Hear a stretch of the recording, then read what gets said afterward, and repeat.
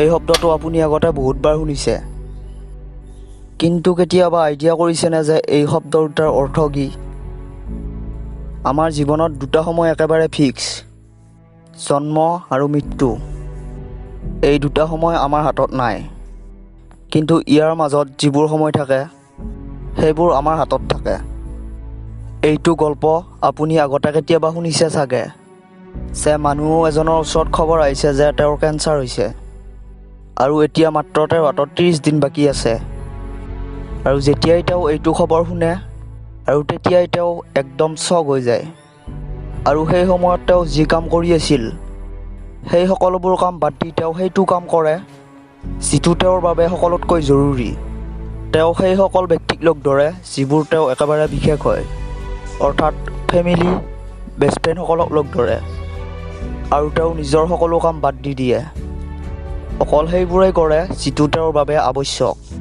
ভাবকচোন, সেই মানুহজন যদি আপুনি হ'লেহেঁতেন, আৰু যদি আপুনি গম পাই যায় আজিৰ পৰা প্ৰায় 30 দিন পিছত আপুনি এই পৃথিৱীত নাথাকিব, তেতিয়া আপুনি সেই সময়ত কি কৰিব?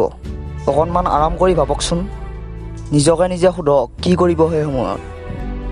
গোটেই পৃথিৱীখনৰ বাহিৰত সুখ দুখ, খং অভিমান, কাম কাজ, ছ'চিয়েল মিডিয়া আদি সকলোবোৰ কাষত থৈ যিটো আপোনাৰ বাবে সকলোতকৈ জৰুৰী সেই কামটোহে কৰিব। আপুনি সেইটো সপোন সোনকালে পূৰা যিটোৰ বাবে আপুনি জীয়াই আছিল। এই গল্পটোত মাত্ৰ 30 দিনৰ কথা কোৱা হৈছে, কিন্তু জীৱনৰ ভৰসা কিনো আছে? মোৰ বন্ধুসকল, যিকোনো সময়তে শেষ হৈ যাব পাৰে। ইয়াৰ পিছৰ অকণমান খবৰ আমাৰ হাতত নাই। পিছে আপুনি কিহক ৰখি আছে যে সেইটো হ'ব, তাৰপিছত মই এইটো কৰিম? যিকোনো এটা কামৰ বাবে কোনো ফিক্স টাইম নাথাকে। এইটো লাগিলে দিন হওক বা ৰাতি, ৰাতিপুৱা হওক বা সন্ধিয়া, কোনো ফিক্স টাইম নাথাকে। যিকোনো এটা কাম আৰম্ভ কৰাৰ সঠিক সময় এইটোৱেই, আৰু সেইটো হ'ল এতিয়া। আজিৰ পৰা প্ৰায় 600 বছৰ আগতে কবিৰদাসে কৈ থৈ গৈছিল যে কাল কৰে সো আজ কৰে সো অভি। এই জীৱনটো আমি ভবাতকৈ বহুত সৰু। যদি এতিয়াই শেষ হৈ যায় তেতিয়া কি কৰিবা?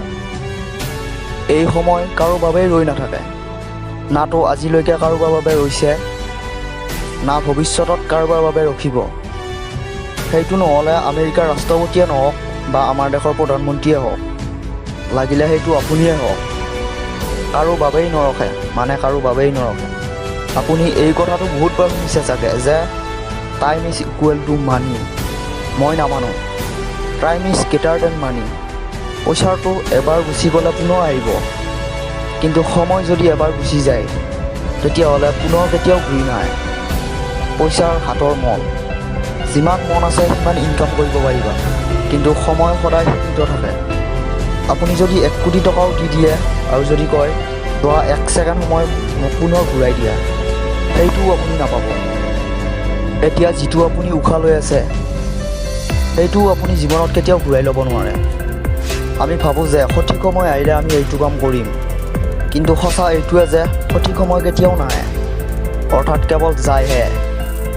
আৰু কোনোবাই এইটো অদ্ভুত কথা কৈ থৈ গৈছে যে সময় সকলোৰে আহে জীৱন সলাবলৈ, কিন্তু জীৱনটো ঘূৰাই নাপায় পুনৰ সময় সলাবলৈ। এতিয়াই সিদ্ধান্ত কৰক যে জীৱনত কি কৰিব মন আছে। যেতিয়া সময়ে সিদ্ধান্ত কৰিব কি কৰিব, তেতিয়া বহুত ডাঙৰ বিপদত পৰি যাব। সময় বহুত কম, কিন্তু আপোনাৰ সপোনবোৰ বহুত ডাঙৰ। কাৰোলৈকে ৰখি নাথাকি সোনকালে আপোনাৰ সপোনবোৰ পূৰা কৰক। Your time starts now। যদি ভিডিঅ'টো চাই অলপ হ'লেও ভাল পালে চেনেলটো ছাবস্ক্ৰাইব কৰি দিব, আৰু ফ্ৰেণ্ডছ ফেমিলি মেম্বাৰৰ লগত ভিডিঅ'টো শ্বেয়াৰ কৰিব। ধন্যবাদ।